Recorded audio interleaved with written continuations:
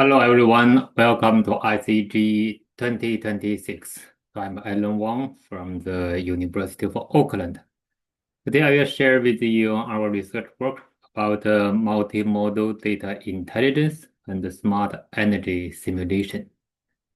So the outline of my presentation includes the basic introduction, multimodal data intelligence, and also the smart energy simulation. So within the multimodal data intelligence, I will introduce our recent progress about the multimodal data analysis. And then in the smart energy simulation, we will introduce our research work about utilizing the simulation for the efficient energy utilization, followed by some discussion and conclusion, as well as the take-home messages. So what is the multimodal data intelligence? Basically, multimodal data intelligence refers to the integrated analysis of heterogeneous data sources so that we can extract richer, more reliable insights than any single modality alone. So it means that the multimodal data can deliver more reliable insights because we can integrate the heterogeneous multiple data sources. Regarding the typical modalities, it could be sensor signals, IoT, wearable industrial sensors, as well as emitting data. So regarding the emitting data, it could be quite diverse, could be the thermal, optical, medical, and satellite emitting data, and include other modalities such as time series data, logs, and environmental and contextual data, even the simulation generated data. So it could be quite diverse regarding the modalities.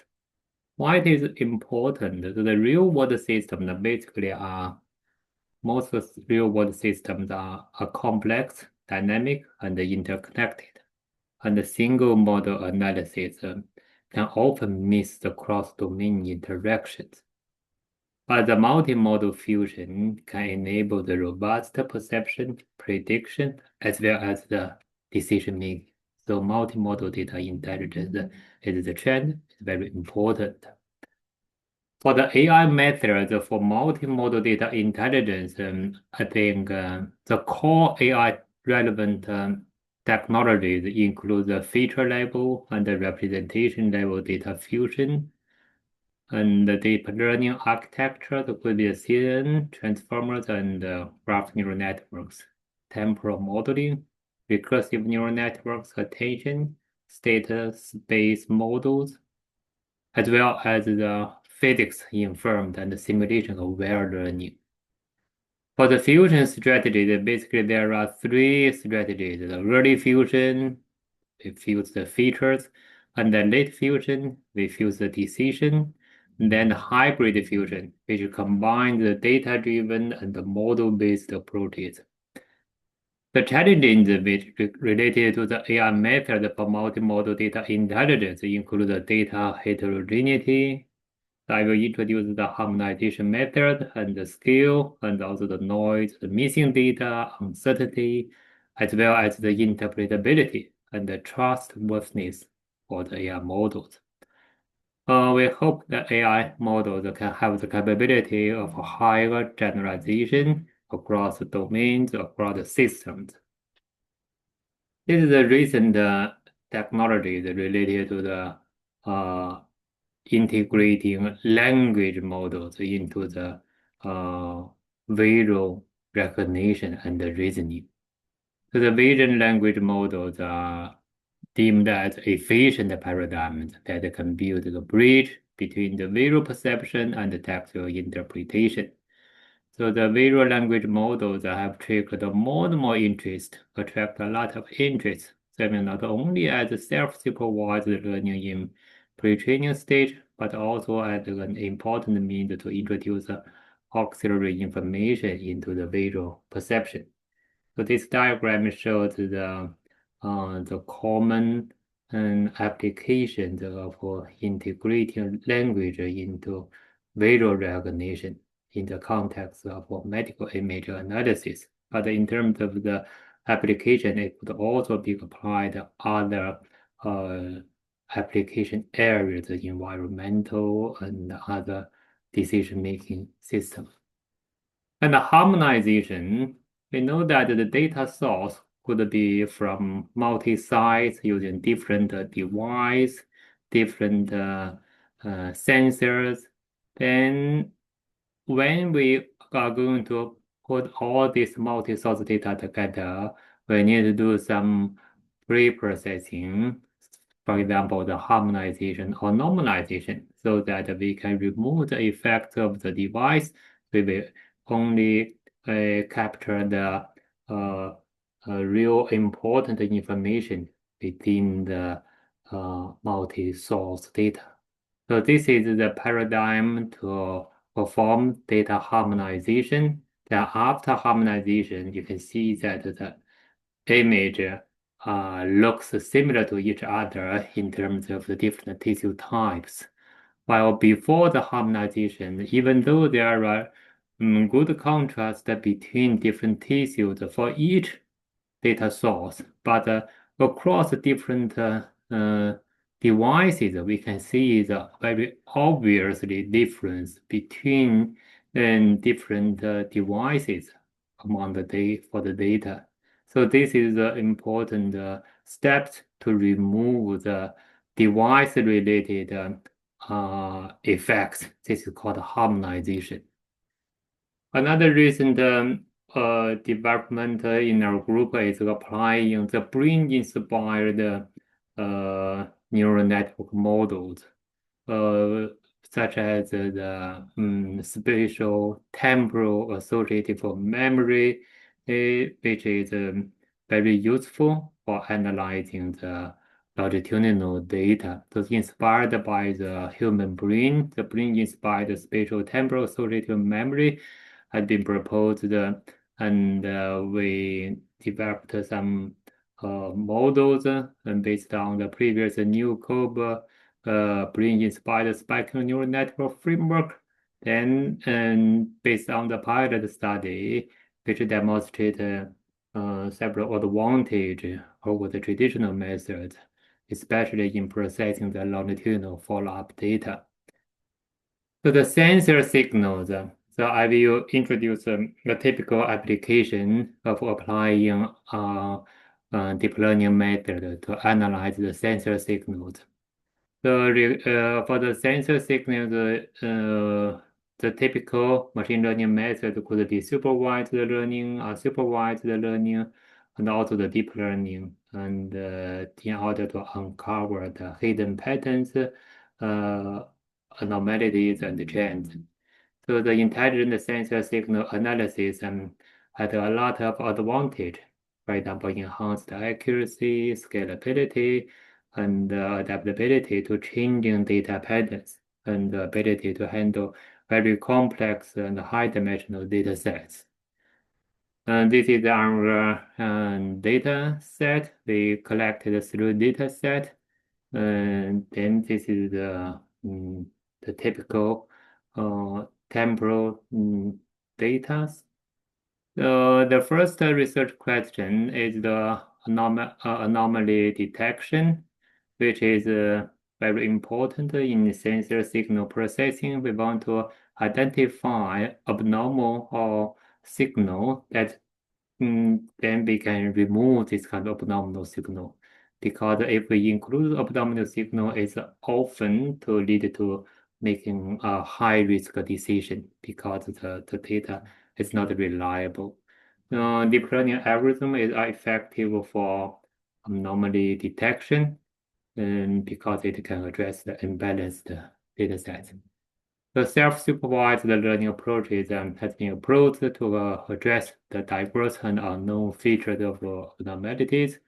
We utilize normal data to train a deep learning neural network, then autoencoder-based prediction models were developed to automatically detect anomalous data. So we train and validate our model using 3 electrochemical after sensors with variations in the signal's length for different concentrations, analyze and also different bioreceptors. The prediction models were employed to auto-encode the networks, and the kernel density estimation method has been used for determining the threshold to detect the anomalies. Auto-encode neural networks were vanilla, unidirectional long short-term memory, and bidirectional long short-term memory. The decision-making was based on the result of the 3 networks and the integration of vanilla and LSTM networks, the results. This diagram shows the prediction model and also the model evaluation. And before that, we performed some basic data pre-processing. And the autoencoder it developed to predict the results. And it was evaluated using the mean square error. Then we decide a threshold to decide the signal is normal or abnormal. So this figure shows the differences between the normal and the abnormal signals for one data set. A signal with the figure A is a signal with a normal sensory behavior, which is quite relatively continuous, while for the subfigure B, which is a signal with an abnormal time point, it's shown in A, B, C, and D. You can see some spikes. And C, the signal continue also abnormal time interval. There is some pink square area subfigure C, and also the subfigure D is abnormal time series registered by a broken transistor. So different scenarios for the abnormal data collection. The prediction model we employed the autoencoder networks and the kernel density estimation for finding the threshold to detect anomalies. And the performance of vanilla and the integrated models were comparable. This is our first finding. Then long short-term memory-based autoencoder models showed the least accuracy and considering the integrated model for ULSTM and the vanilla autoencoder, the accuracy for the data set with the longer signal was approximately 80%. So the proposed models can automatically detect the normal data when there is sufficient normal data for training. This is our first project related to the abnormal detection using the artificial intelligence method in analyzing the sensor longitudinal data. For the predicting the analyte concentrations is the second application. The nanomaterial-based apto sensors are useful devices which can detect a small biological species and to determine the suitable signal processing methods can improve the identification and quantification of the target analytes detected by the biosensor and consequently improve the biosensor's performance. This is the background. Then we propose a data augmentation method as well as the long short-term memory to predict the analyte concentration. To find the optimal network, we changed the following variables: long short-term layer structure, unidirectional LSTM, and bidirectional LSTM. For the optimizers, it could be the ADAM, RM's prop, and SGDM, and the number of hidden layers can be varied, and the number of augmented the data can be varied. And then this is the data augmentation. So based on the collected data, so we can using the weighted sum to generate the augmented data.